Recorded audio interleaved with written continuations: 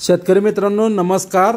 आपण बघत आहे लाईव्ह डेमो प्रकाश साई टोकरी मॉडेल 2025 हे मशीन सोयाबीन, ज्वारी, गहू, घेवडा, भात, उडीद सर्व प्रकारच्या पिकांसाठी असं जबरदस्त शासकीय सबसिडी मान्यता प्राप्त मशीन आपण लाईव्ह डेमो बघत आहे। शेतकरी मित्रांनो ह्याला शासकीय सबसिडी आहे।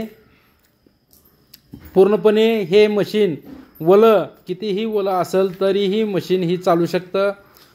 साई टोकरी मॉडेल डबल स्पीड मध्ये 35 HP च्या ट्रॅक्टरला ही मशीन चालू शकतं असं मॉडेल आहे।